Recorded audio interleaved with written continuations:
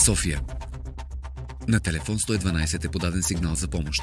Стрелба на детска площадка в оживен район. Главен полицай Радостин Асенов и полицай първа степен Кристиян Савов пътуват към адреса на происшествието. Има ли пострадали? Пострадано едно дете. Изпратен ли е медицински екип? Не, родителите на дете са го доправили в болница. С какво оръжие е стреляно? Гражданката, която подава сигнала, не може да установи, така че нямам информация. Искам да направите справка за всички хора, които имат в района разрешително за оръжие. Да се направи справка, колеги. Брано. И каква е ситуацията? Какво да очакваме? Каква е ситуацията? Какво да очакваме? Стрелбата е прекратена. Добре, до няколко минути сме там.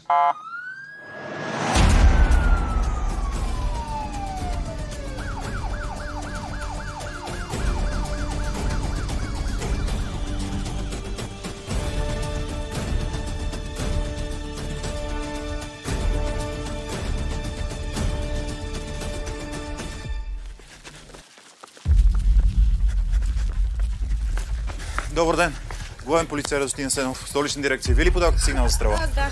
Всичко е много притеснени. Успокойте се. Вашата лична карта, ако обичате. Да, разбира се. Как се казвате вие? Катя Иванова. Тук ли живеете? Тук, да. Бъв вход на третия етаж. Опишете ми набързо. Какво се случи?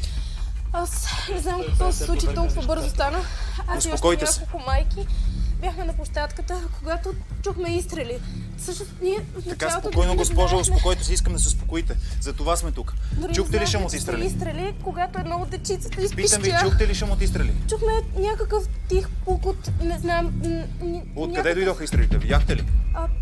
Не знам всъщност от... там от... Чакайте, стойте тук, не излизате навънка. Така, пострадало е дете, разбрах. Къде беше детето? Къде беше детето по време на покушението? Кажете ми. Беше там при онази пейка. Стойте тук, стойте тук. Според това, което гражданката описва, че е чула, можем да съдим, че изстрелите са възпроизведени от въздушна пушка или от въздушен пистолет. Колега, провери вляво. Полицаите оглеждат детската площадка. Те се надяват да открият следи, които да ги насочат към извършителя.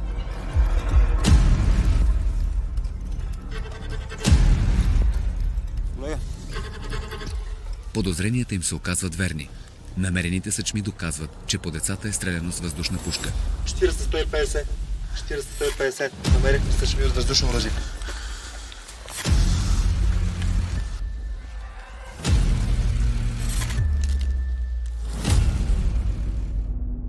За въздушните оръжия не е нужно разрешително. Те се водят неогнестрелни. Затова подлежат само на уведомителен режим.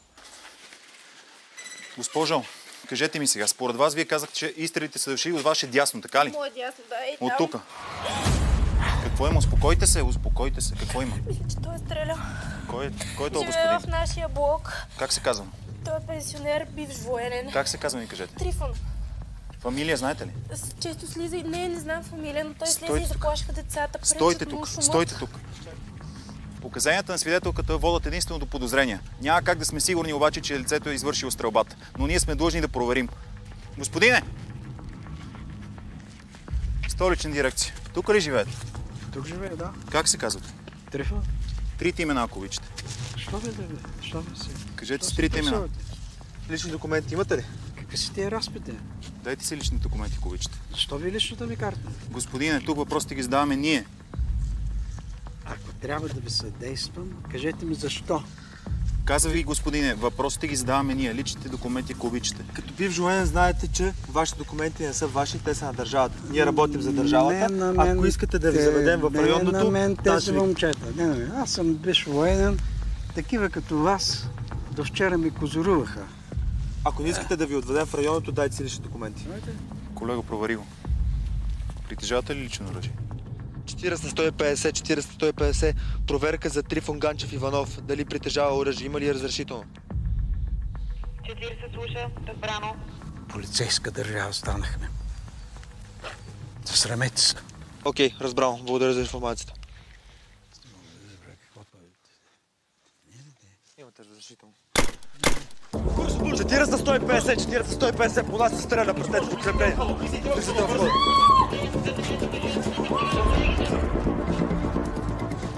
След като разбират откъде се стреля, полицаите се насочват към апартамента на стрелеца. В такива ситуации служителите на реда не могат да изчакат подкрепление.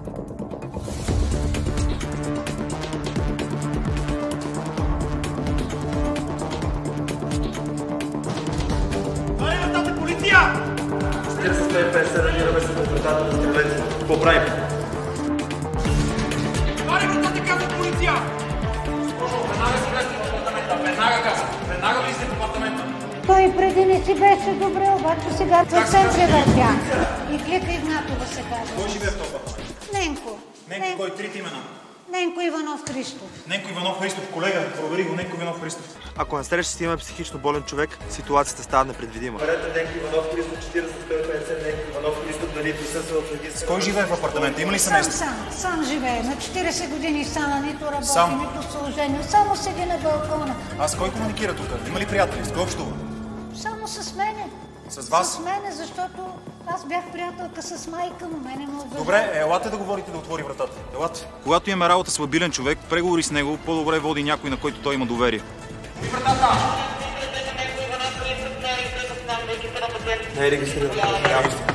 Ненко, леле ти глика е. Отвори, моля те, излез, искам нещо да те питам. Четай! Ще те стрелям! Отивайте в апартамент. 40 на 150. Заподозрение започва с самоубия. Искаме разрешение да влизаме.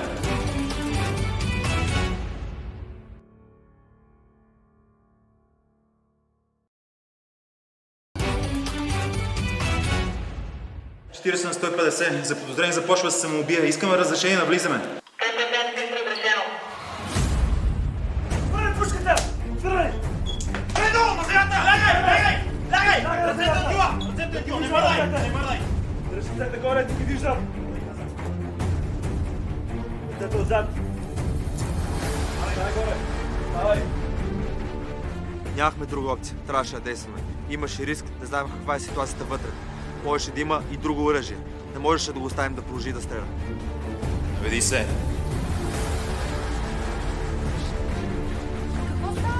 Боже, благодаря за съдействието. Влизайте си в домовете вече. Леле, ако беше майка ти жива. Спокойте се, Къде спрете го малко. водиш? Всичко е спокойно вече. Взели сме мерки, ще вземем мерки за вас и за неговото Водицата ли го безопасност. Защо не го Искам връщайте? само се успокоите. Само се Не успокойте. го искаме в хора. В лудницата Не, го води. водим го в района. Искам само се успокоите. Всичко е Луд наред. човек. Не го връщайте.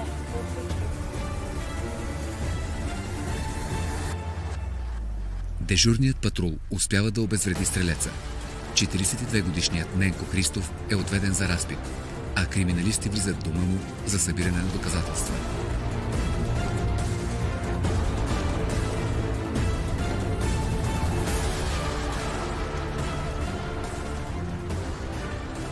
Въпреки че не е регистриран като психично болен, задържанец се държа неадекватно. Статусът му тепърва ще се определя. Но за нас най-важното е, че повече никой не пострада. Дали е луд или нормален, това не е от нашата компетенция.